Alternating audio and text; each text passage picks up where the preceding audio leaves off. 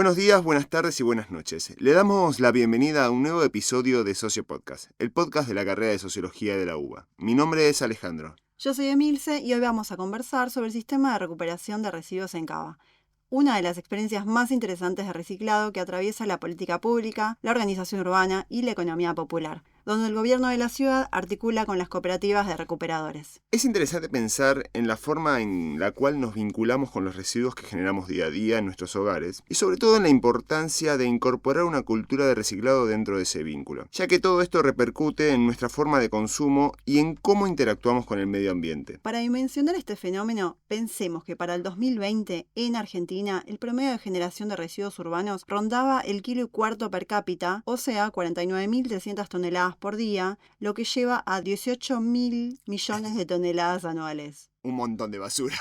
Y sí, y por supuesto que toda esa basura no se le da un tratamiento eficiente, tanto en el origen como en los centros de acopio. ¿Sabías, Ale, que hay cerca de 5.000 basurales a cielo abierto en nuestro país? No sabía. Son utilizados por gran cantidad de municipios para resolver el problema de los residuos en sus jurisdicciones. Estos problemas van generando contaminación aérea, hídrica, terrestre, que afectan a las poblaciones aledañas y cercanas a los basurales. Sí, obvio. Me parece que siempre la basura es un tema complejo y seguramente tenga costos enormes realizar un tratamiento correcto. Un poco para sumar a esto que estás diciendo, en Bariloche, uno de los lugares más bellos de nuestro país, existe uno de los vertederos que se ubica entre los 50 más contaminados del mundo, donde montañas de basura contrastan con un paisaje bellísimo y el olor nauseabundo se mezcla con la angustia de esta desidia y, sobre todo, de la falta de planificación urbana. Por eso me parece que es importante tomar conciencia de cómo los residuos producidos por las ciudades tienen enormes consecuencias en el medio ambiente y sobre todo que no son muy visibles. Desde las ciudades, ponele desde la capital federal, no vemos los efectos de la basura que se generan.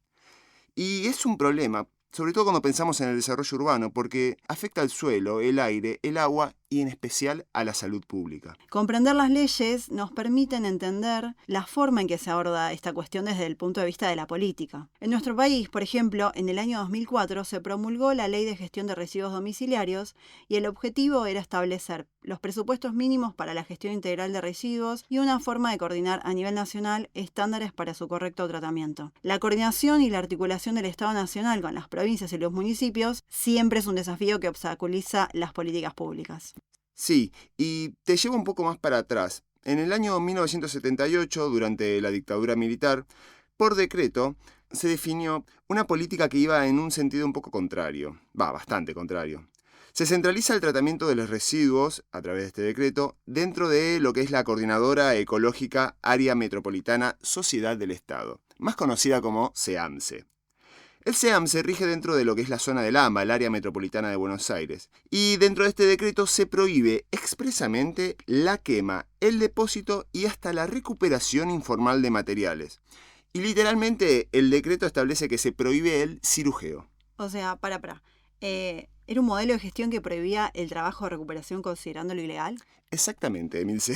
Mira vos, bueno, recién con las leyes del 2000 en adelante se empieza a reconocer su valor ambiental y social y a incorporar a las cooperativas dentro del sistema formal de residuos. Claro, un poco un cambio de paradigma, podríamos decir. Exactamente. El gobierno de la ciudad, en el año 2002, y ya trayendo un poquito para acá también, se sanciona la Ley 992, que marcó un antes y un después, ya que por primera vez los servicios de higiene urbana se reconocen como un servicio público y son incorporados oficialmente a un registro de recuperadoras y recuperadores urbanos dentro del sistema de recolección diferenciada. Exacto. Esa ley no solo dejó sin efecto la práctica de enterrar los desechos sin distinción en los rellenos sanitarios, sino que también, y escuchen esta parte, que reconoció el impacto ambiental, social y económico del reciclaje y de la recuperación. Además, se crea el registro de recuperadores de materiales reciclables, otorgando credenciales, ropa y elementos de trabajo para quienes realizan esta tarea tan esencial. Unos años después, en el 2005, se promulga la Ley 1854, más conocida como la Ley de Basura Cero, lo cual profundiza un poco este camino, ya que establece el principio de reducción progresiva de la disposición final de residuos y le asigna al gobierno de la ciudad la responsabilidad de la gestión integral de la basura.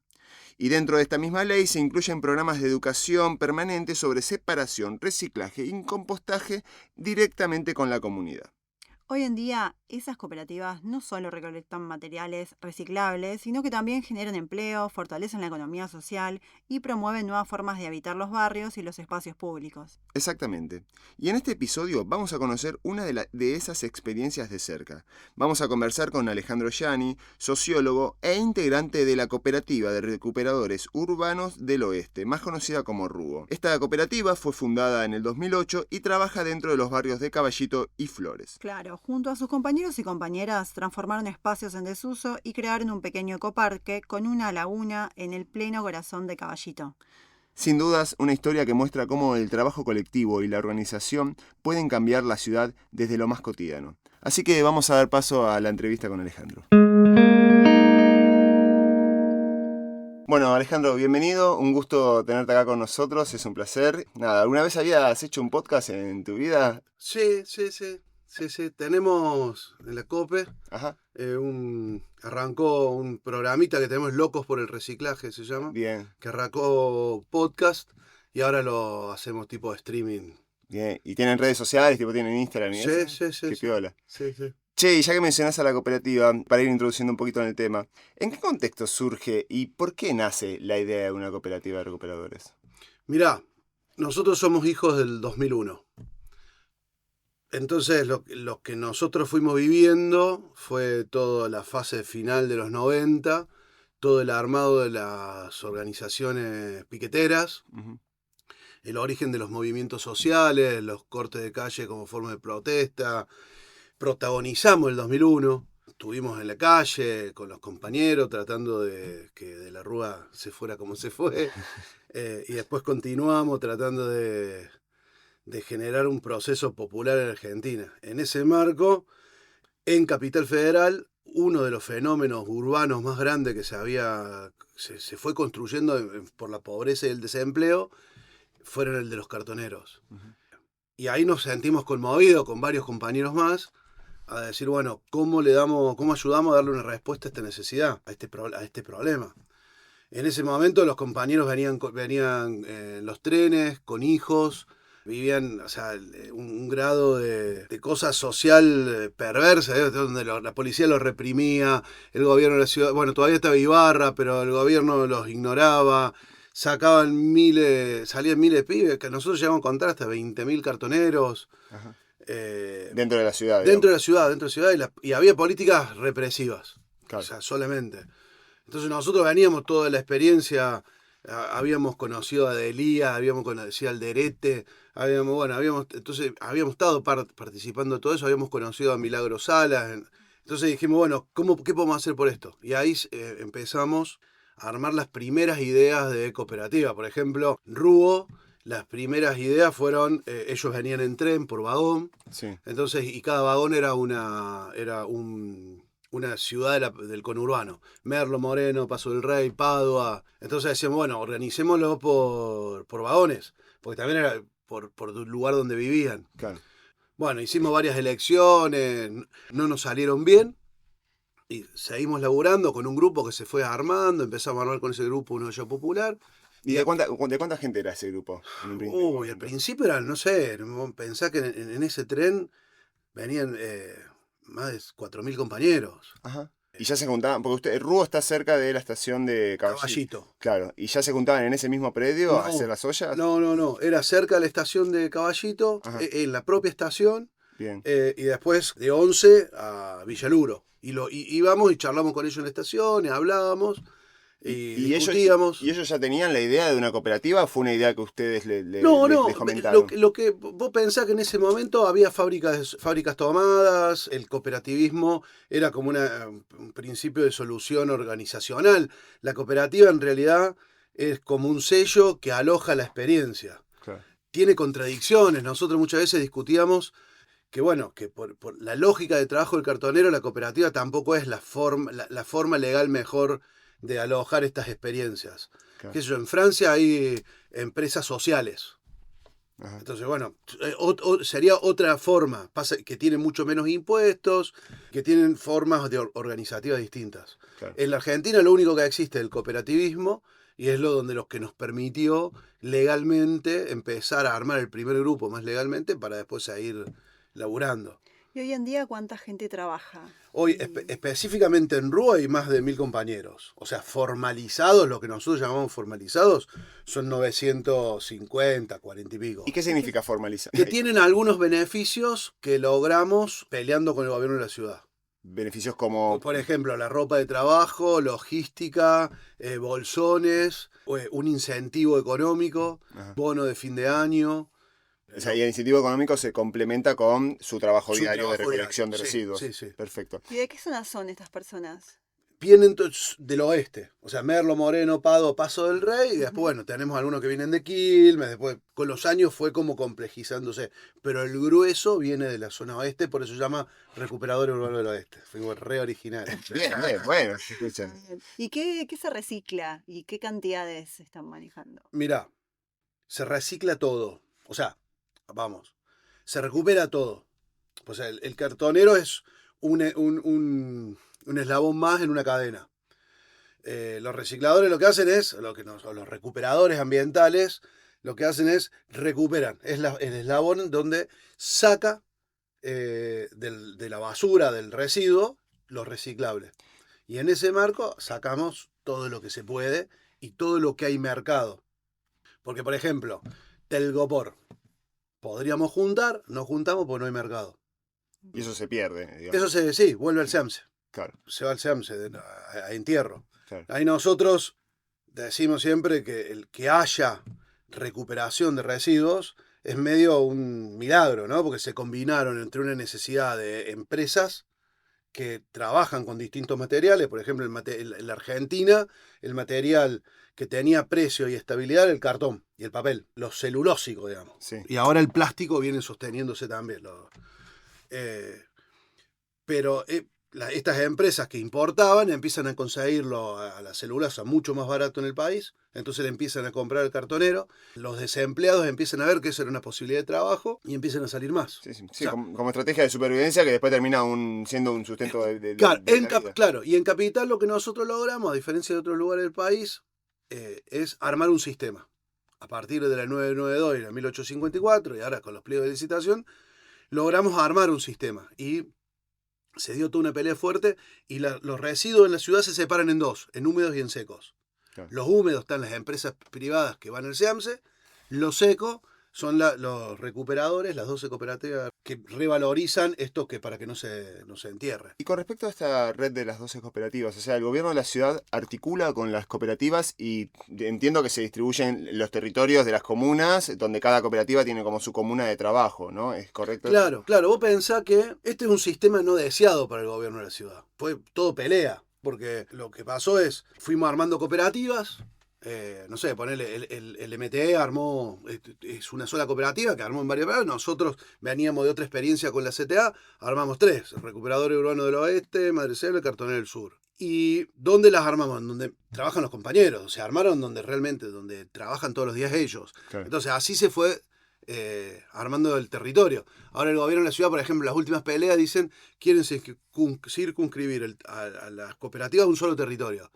Pero es medio imposible, porque decís, porque estos compañeros trabajan en todo este territorio, entonces la administración legal de la ciudad no corresponde con el desarrollo real de los residuos, ¿no? Con la política de residuos. Y hoy día Ruo tiene lo que es esta parte que está en Caballito y además tiene otra planta de tratamiento, ¿no? Sí, que está en Bajo Flores. Sí, al frente de la cancha de San Lorenzo. Y ahí es donde se hace el tratamiento o la separación de los residuos para después venderlos. Claro. ¿Cómo fuimos organizando el laburo? La cooperativa en realidad surge con pocos compañeros, eran 20 compañeros que decían, no, nos tenemos que organizar, tenemos que defendernos, la policía no nos tiene que sacar más los carros, el gobierno tiene que reconocer nuestro trabajo y nosotros fuimos acompañando en eso. Claro. Y le íbamos dando herramientas, íbamos peleando con ellos, fue dando esa pelea. Y esto después se fue, en la medida en que se fue ampliando, se fue creciendo.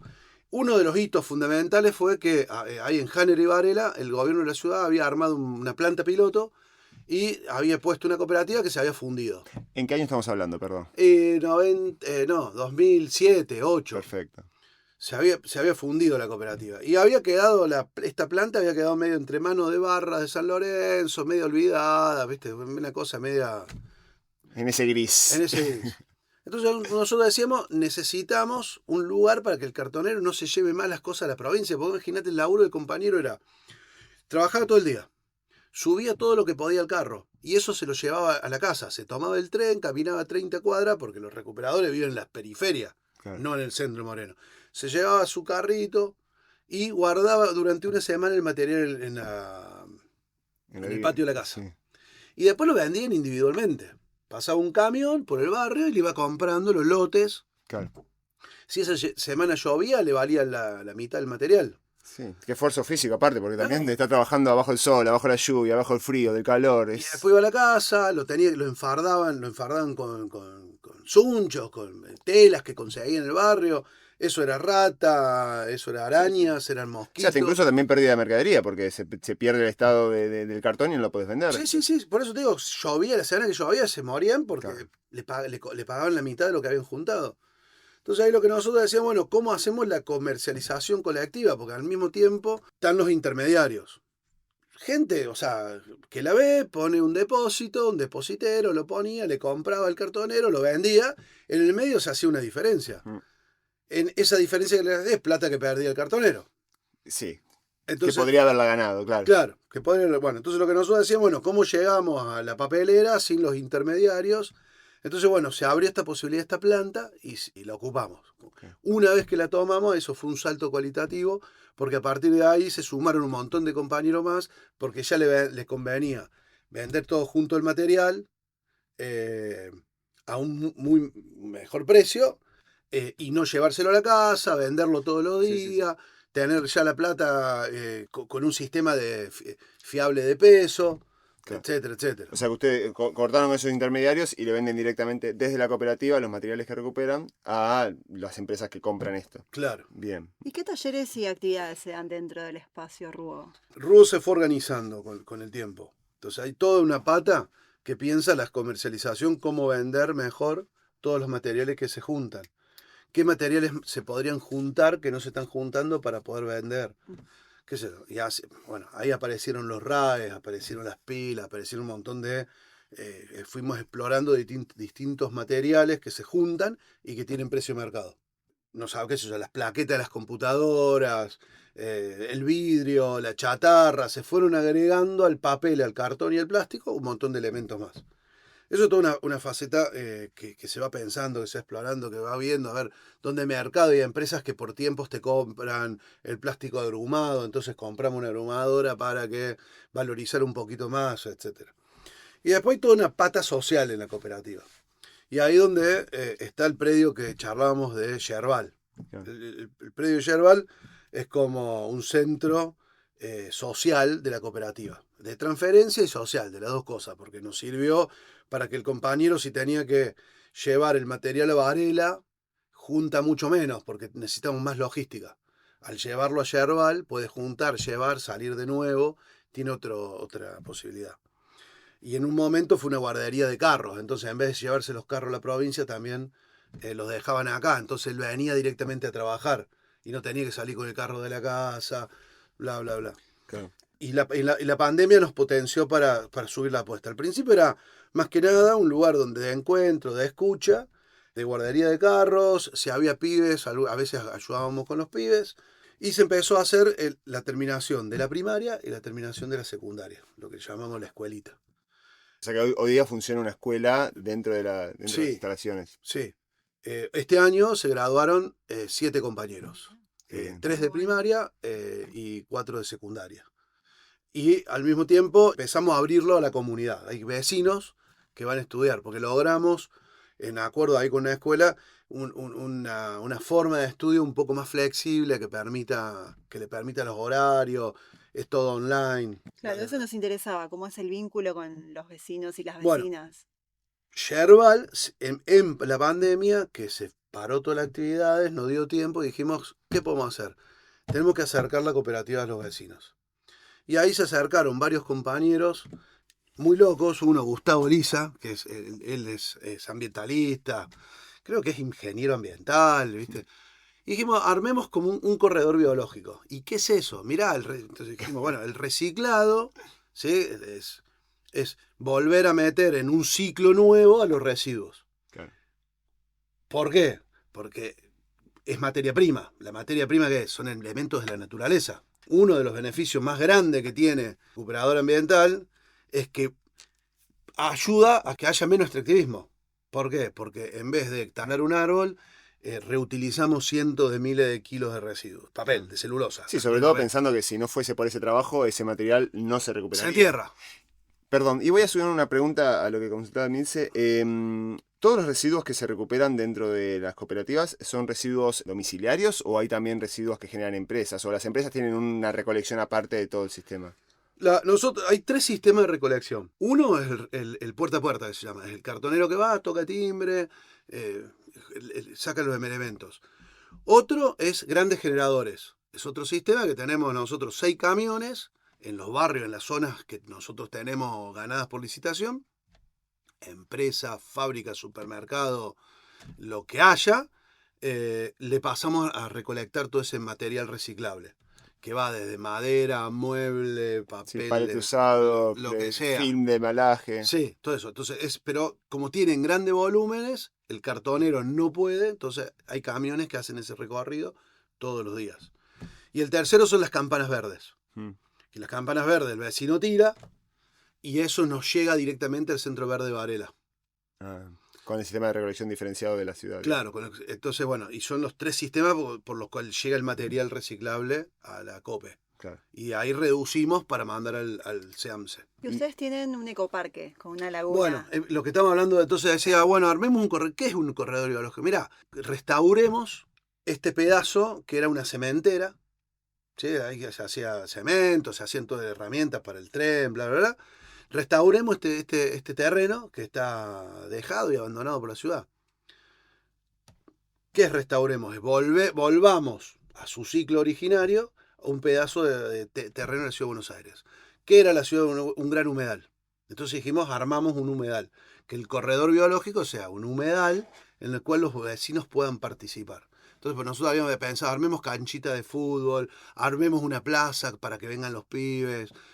No, entonces dijimos, restauremos un espacio de la ciudad para que el vecino vea cómo era la ciudad previa a la gran urbanización y cementificación de toda la ciudad. Claro. Bueno, era un humedal. Entonces a partir de ahí empezamos a conseguir todas plantas nativas, armamos una laguna, empezaron a venir toda flora, fauna, pajaritos, grillitos, empezaron a venir vecinos que sacan fotos a eso. Claro, nuevos hábitos. Nuevos hábitos, sí, sí. Espacio. Nuevos hábitos. Entonces los vecinos empezaron a participar, empezamos a venir, a partir de ahí empezamos a cuidarlo con ellos, después armamos una gran huerta, una huerta enorme que los vecinos también vienen, participan, recogen los productos, sí. Y después armamos un vivero que es donde rearmamos, o sea que producimos nuestras propias plantas y al mismo tiempo lo que sobra se los vamos dando a los vecinos del barrio que lo hacen. A todo esto aprendimos a compostar. Entonces empezamos a pedirle a los vecinos que nos lleven la parte compostable de los residuos húmedos. Entonces tenemos composteras comunitarias y resto de poda. Claro. Y esto fue muy gracioso. Ahí nos enteramos que la ciudad tenía terciarizado un sistema de compostaje. Entonces decían, Ruo también se mete en este kiosco. No, ¿qué kiosco? El vecino nos trae, nosotros hacemos tierra fértil. Entonces, bueno, empezamos a hacer la tierra. Aparte que mejor que esas cosas se vayan propagando también. Sí. Yo quiero remarcar algo que suelo ir al ecoparque de Rugo y me gusta estar ahí en la colinita. Sí. Y de vez en cuando escucho ranas. Bueno. Así que me parece, escuchar ranas en la ciudad me parece algo loquísimo y hermoso también. Así que me encanta ese laburo que tienen y también cómo uno puede disfrutar de esos espacios. Claro, y mirá que lo loco, están yendo más de 1100 pibes por mes de distintas escuelas a visitarlo. Porque claro, cuando las escuelas enseñan el reciclaje, no tenían dónde llevarlos. Claro. Entonces nosotros armamos todo un circuito en donde los chicos ven cómo todo puede ser reciclado, ¿no? O sea, todo puede tener un nuevo ciclo. Los terrenos, las tierras, los residuos, todos los materiales. Entonces van ahí, ven las composteras, como un residuo húmedo se puede convertir en tierra. Como un terreno que era asfalto, hay naturaleza en la que se puede volver algo verde, mejorando el ambiente, etc. Entonces después ve la huerta urbana, como un espacio, se puede rearmar una huerta, alimentos para comer, bla, bla. Y después tenemos un montón de talleres, por ejemplo, telas plásticas. como los H de leche se van pegando entre sí y otros polímeros, y con eso se puede hacer una cartera, una billetera, un estuche, bla, bla, bla. Después, no sé, está la carpintería. No llegan los pallets, no lleven muebles viejos. Bueno, eso se restaura y se pone a la venta. Después está la parte textil. Hay unas compañeras que sabían coser y entonces empezaron a armar, por ejemplo, ganamos todo un proyecto de hacer toallitas reutilizables. Porque habíamos descubierto que las compañeras, en los momentos que más faltaban al trabajo, eran cuando menstruaban. Situación que yo como varón no tenía la No más mínima registramos. idea, decía, ¿por qué faltan? Claro, y cuando nos enteramos gastan más del 30% de sus ingresos en los apósitos. Claro. Entonces dices, mirá, son todas palabras que yo, previa a esto, entonces cuando nosotros dijimos, armamos la parte textil, dijimos, bueno, hagan una prenda que las identifique. Y después, bueno, esta remera es parte de eso. Entonces las chicas dijeron, no, vamos a hacer toallitas reciclables, porque tenemos las compañeras que no pueden venir, y ahí nos enteramos, es decir, usan algodones, telas viejas, un montón de, claro, las clases populares que no pueden pagar las toallitas, que no pueden pagar los tampones, bla, bla, bla, ¿qué hacen? No iban a trabajar. Entonces, bueno, se armó eso, se armó una experiencia buenísima. Bueno, en ese momento el Ministerio de la Mujer nos dio unos subsidios y después quedó eso como una cosa, una línea productiva que venden. Con una tela que no tiene olor, que no tiene esto, es lavable, ¿no? Es alucinante. Textil. Con los jeans arman unas carteras, arman guardapolvos. Bueno, después los chicos de serigrafía empezaron a hacer todas cosas con motivo del reciclaje, bla, bla, bla.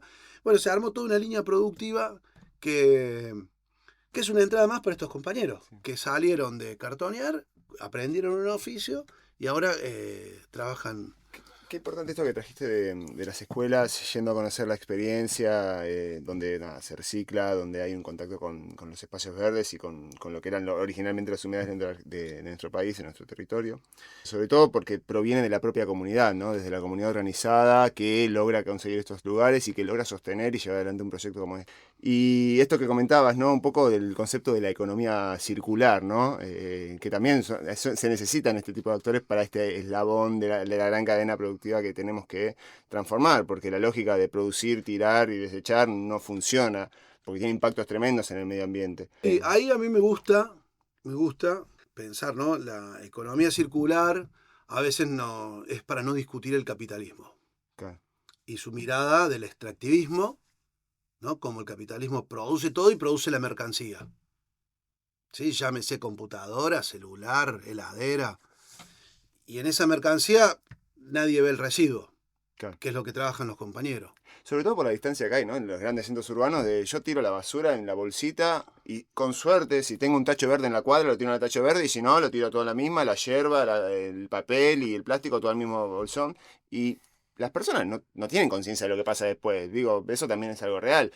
Por eso, cuando hablamos de la ley de basura cero, donde hay un proceso de concientización y de sensibilización de la sociedad sobre lo que sucede con los residuos, me parece que es importante como traerlo acá y ponerlo en valor, porque Sí, o sea, es hacia donde me gustaría ir como sociedad, creo que ese es el camino, empezar a tomar más conciencia. Del residuo como producto nuestro. Sí, una reeducación, ¿no? Claro. Conocer no termina en el tacho de basura Claro. de casa. Que el viejo concepto del fetichismo de la mercancía, digo, esta lógica que la mercancía es el todo, es el deseo absoluto del sujeto capitalista, Claro. digamos, el sujeto que consume, tiene implícito el residuo. Sí. ¿No? La cara oculta de la mercancía es, además de la explotación que decía Marx, la otra parte es la contaminación del mundo, digo, de la inutilidad de eso, de que esa lógica de lo inútil para la naturaleza es el reciclado, de lo circular, digamos, es el ciclo, el nuevo ciclo de este producto, ¿no? Que para mí es muy interesante ver, digo, el SEAMSE, digo, si bien, o sea, el sistema sanitario, o sea, el inodoro, el botón del inodoro, ¿sí? Es la negación de decir, che, ¿cómo la sociedad no piensa, y no es una discusión constante, como kilos... Sí, ¿a dónde van las heces? Claro, kilos de heces y litros de meo, nadie los piensa, pero tenemos el río más ancho del mundo que nadie se puede bañar. Claro. Bueno, para el cartonero, el río que no se baña es el SEAMSE. Es enormes toneladas de residuos ocultos. Sí, tapadas. tapadas. En algún momento, hay algunas experiencias donde se pudo hacer una reserva ecológica, creo que en Moreno, no me quiero equivocar, Sí, pero nada, después de mucho tiempo, y en ese lugar solo, porque si pasás por el buen aire tenés olores nauseabundos todo el tiempo. Y además es o sea, algo natural abajo de miles de kilos de... Sí, está lindo a la vista, el monte está verde, pero abajo... Claro, Una metáfora del mundo moderno también, ¿no? Claro. Lindo, pero... Y está bueno porque hay una parte que esta negación de los residuos es como el gran problema del cartonero, ¿no? Del reciclado, para decirlo, del reciclado en términos generales. Claro. Porque si nosotros no nos reapropiamos de los residuos y seguimos ocultándolo a través, viste, como el residuo es malo, la basura es mala, a través del higienismo, de una lógica ética, de la enfermedad, de los cuerpos, el reciclado es imposible, porque la basura Claro. es mala. ¿No? Sí, convengamos también que sale de situaciones marginales, digo, no es que una persona va a ser cartonera, después se va creando una propia identidad de valorar ser cartonero, ser recuperador urbano. Y en este sentido, ¿qué logros trajo la formalización? No, muchísimos. ¿Por qué muchísimos? Y porque fue pautando cómo se hace la actividad. El viejo cartonero que llegaba a las 8 de la mañana y se iba a la 1 de la mañana, hoy tiene cuadras asignadas, tiene vecinos, frentes asignados, tiene vecinos que ya le dan el material. No todos, pero una parte importante de las cooperativas fue ordenando su trabajo y con esto se logró que también ese trabajo fuera mucho más digno, ¿no? Claro, dignificación. Si bien falta muchísimo para hacer, digo, un recuperador ambiental con toda la furia gana 800.000, el que mejor gana 800.000 pesos, un barrendero por una tarea bastante parecida gana 2 palos. Y en este sentido, ¿qué desafíos encontrás hoy para...? Y mira, el sueño nuestro es que se formalice, o sea, la imagen del barrendero para mí es una imagen posible del futuro del recuperador. En el sentido, un compañero que va, tiene asignada una cantidad de cuadras, los vecinos le dan el material o él se lo dejan en un lugar, él lo junta, lo clasifica, pasa un camión y lo llega a la planta de reciclado. ¿Y tiene una cantidad de horas? Sí.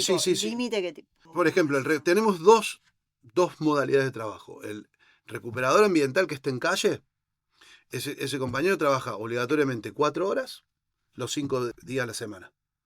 Puede ser la mañana, puede ser la tarde y tiene asignado un turno. Además tiene que usar la ropa de trabajo, tiene asignado su bolsón, tiene más o menos sus herramientas de trabajo.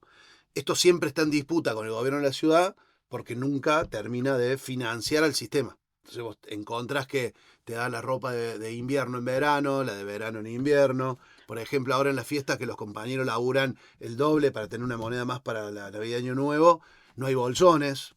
Se rompen las máquinas y no las arregla, etc. Bueno, entonces es toda una pelea constante más gremial. Y después tenemos el cartonero de planta, el operario, que trabaja, que es chofer, o que trabaja como operario de grandes generadores, o trabaja de operario en la cinta de clasificación.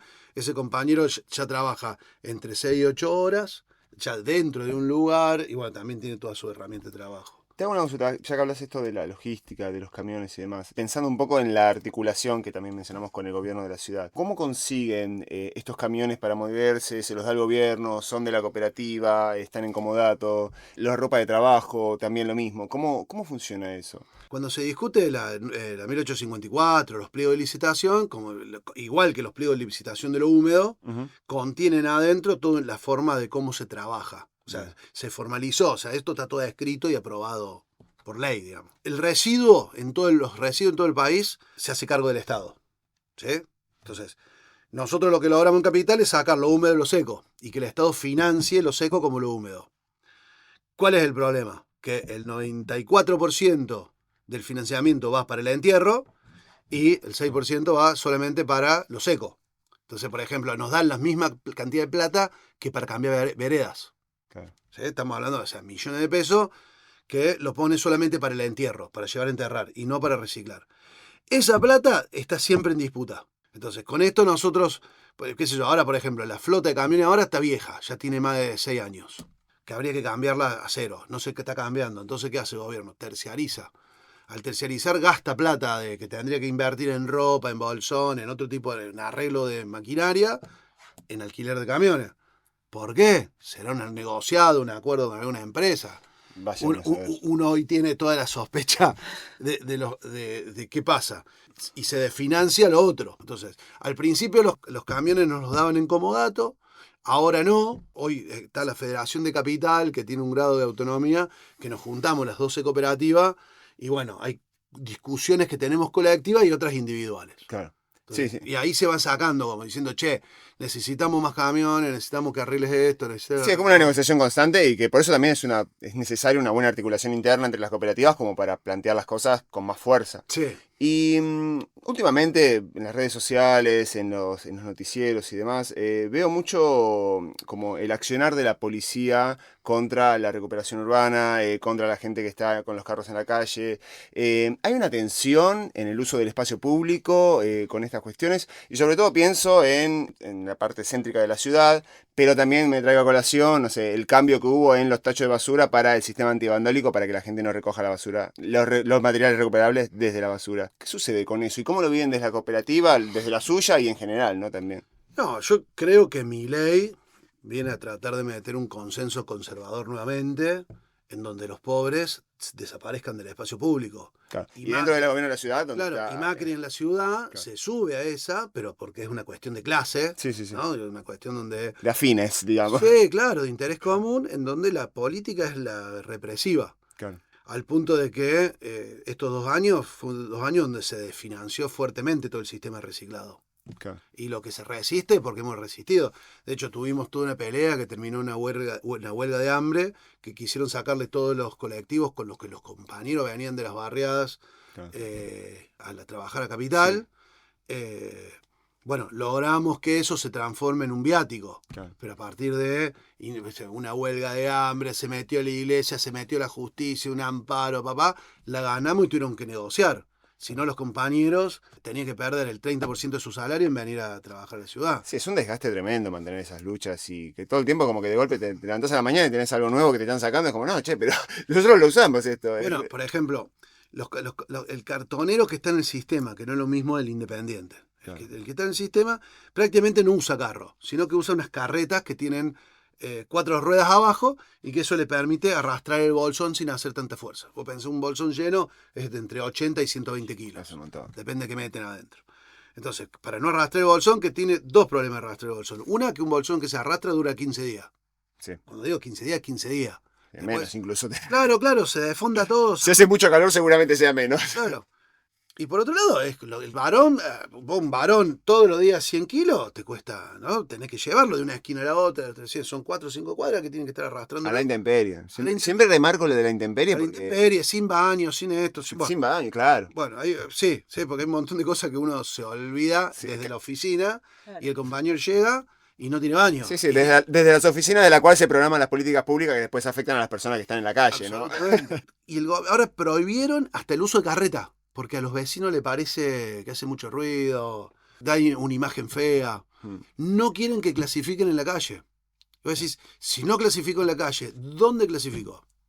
O sea, nosotros somos una cooperativa privilegiada y tenemos 2 predios, pero si yo tengo que meter 800 compañeros en un predio a clasificar, imposible. Sí, sí, sí. Imagínate.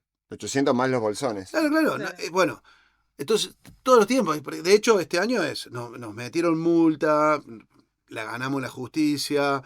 Multa por llevar un carro. Claro. No un carro, una carreta, esta es la que te estoy diciendo. Sí, sí, sí. La policía, vienen 4 patrulleros y apretan a los pibes mal.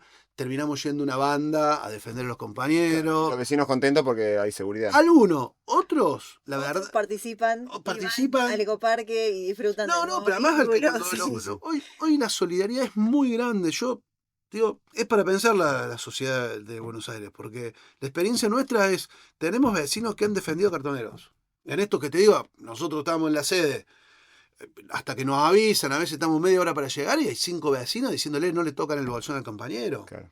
Y no es que el compañero amotinado con cinco vecinas Es lindo eso porque también se habla un poco del sentido de identidad, ¿no? De tanto del recuperador urbano igual también, ¿no? No debe ser lo mismo la persona que está formalizada que la persona que no está No, formalizada. no. Pero bueno, un sentido de identidad del trabajo del recuperador urbano, Sí. valorado también por la propia comunidad que lo ve su trabajo. Claro, y además el vecino que denuncia, entre comillas, no está viendo el impacto que tiene esta persona en la calle separando los residuos, que es un impacto en el medio ambiente. Sí, discutimos siempre con el gobierno porque en toda la publicidad del gobierno de la ciudad nunca muestran a los cartoneros. Claro. Recicla, te pone un plastiquito, una botellita, un papelito lindo, cómo se recicla, bla, bla, eso ha salido. Dibujitos de botellita de plástico como ese, reciclar ese. Claro, pero nunca muestran a un cartonero cuando sale a señora real, Sí. por un prejuicio estético.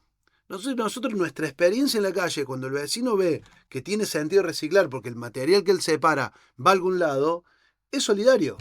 El vecino es solidario. De hecho, nuestra experiencia mayoritaria es la solidaridad. No ha sido... Después te puedo contar 1000 casos, ¿viste? De ataques, de bronca, de prejuicios. Pero la solidaridad ha sido enorme con los compañeros. De hecho, los compañeros viven mucho porque el cartonero tiene como dos ingresos, digamos. Por un lado, es histórico. Por un lado, es todo el material recuperable. Y después todo lo que se llama, saca todo lo que son los bagallos. Ujú. ¿Qué son los bagallos?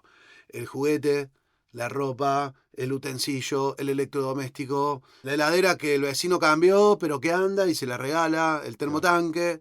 Bueno, todo esto es una economía informal del compañero, que se lo llevan y, por ejemplo, en provincia vos tenés ferias enormes que están semi-formalizadas, que hay toda una parte, la parte más informal de esa feria semi-informalizada, es que los vecinos llevan, el cartonero lleva los cables, los enchufes del celular que anda, los celulares que encuentra, si encuentra una notebook, si, no sé, el secarropa, las carteras, las ropas. Nosotros, por ejemplo, tenemos otra de las cosas que tenemos es, como se llama, una feria de la ropa.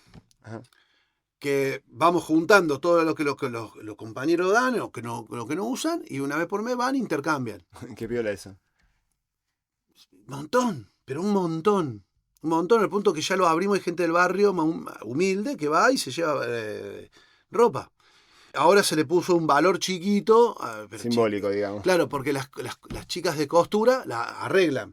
Ajá, Entonces le ponen un parche, todo, para que la acomodan, como para que se pueda usar. claro.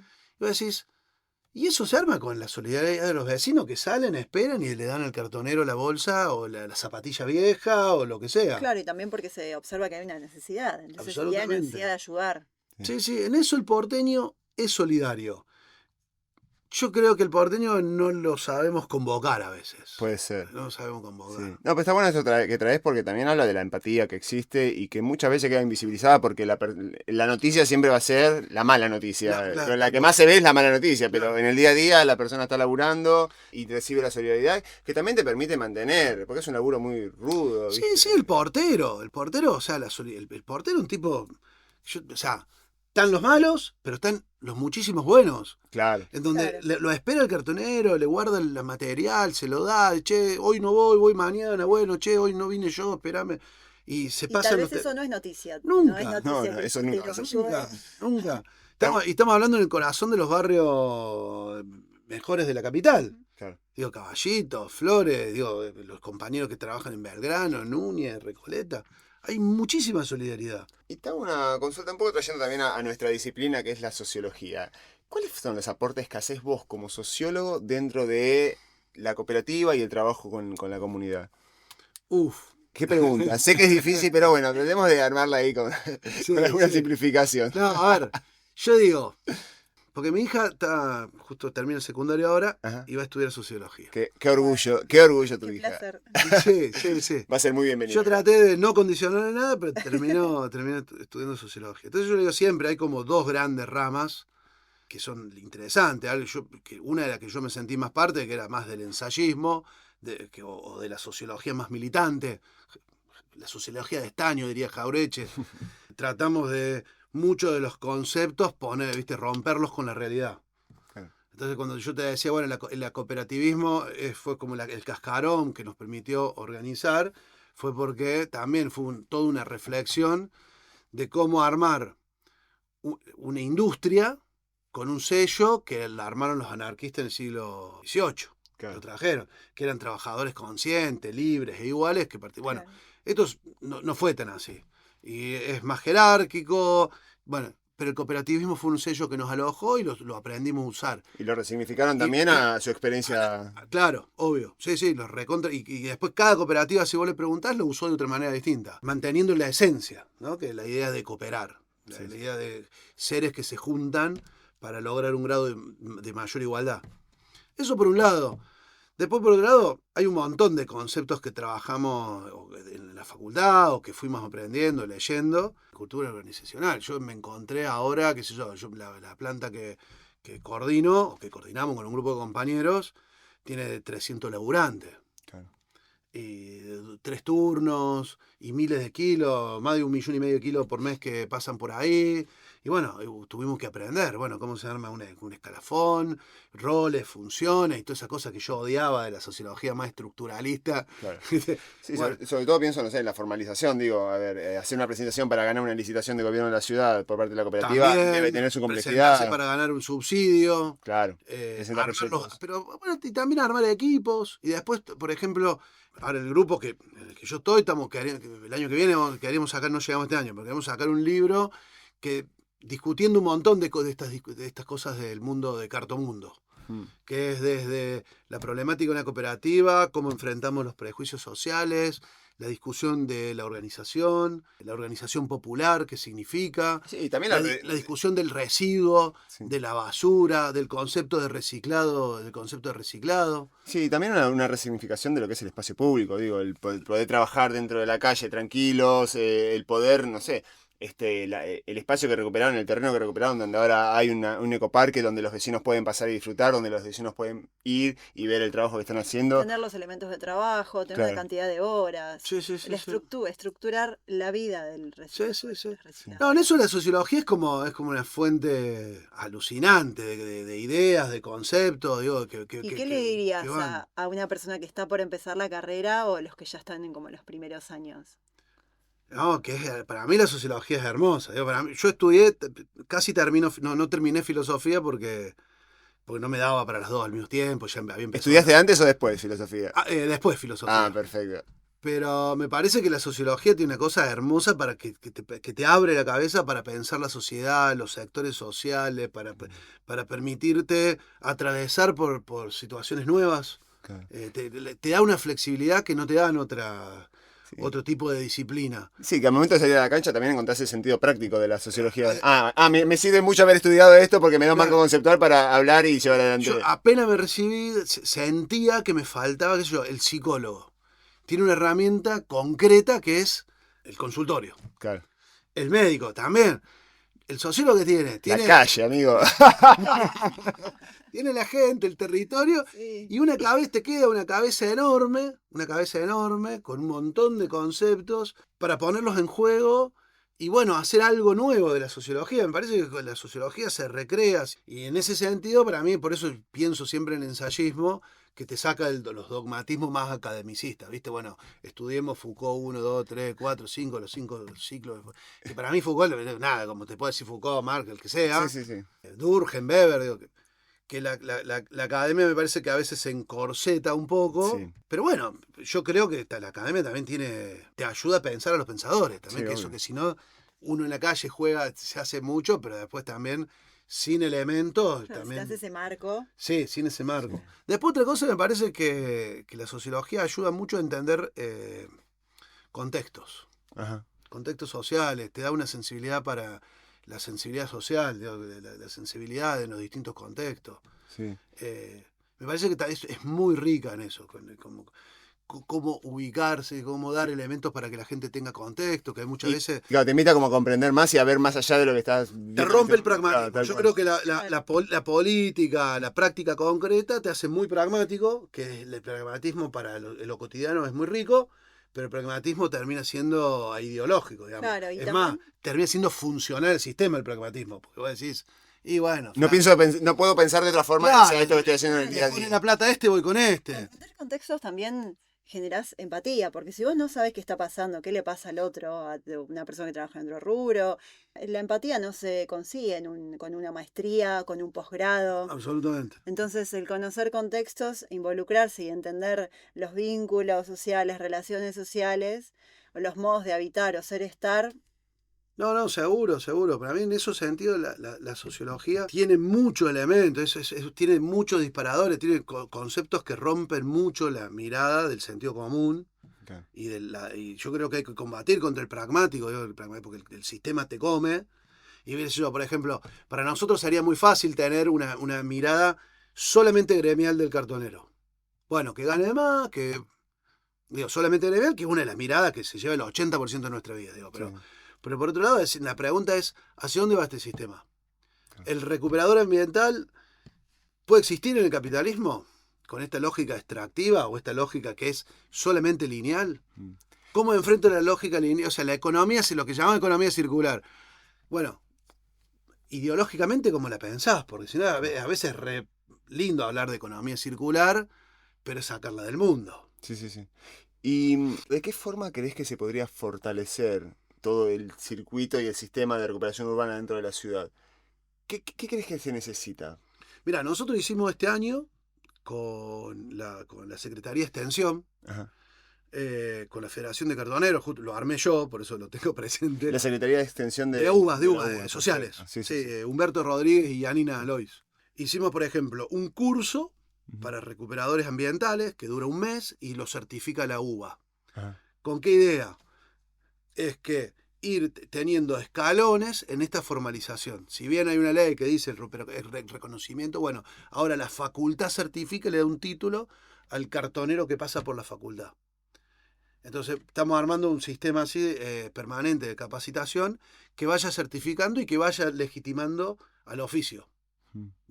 Como oficio. Legitimando el oficio. Eso es algo súper importante. Claro, porque entonces, siempre pensamos al recuperador como una persona que no tenía una forma de supervivencia, y al final es una forma de vida que se puede. Pero nosotros, lo que te decía, nosotros armamos un sistema en donde uno de los roles es el del recuperador ambiental. Claro. Otro rol es el operario de cinta, otro el del chofer. Bueno, el recuperador ambiental, que es el más, o sea, que numéricamente son los más, ¿cómo fortalecemos eso? Bueno, para nosotros es esto.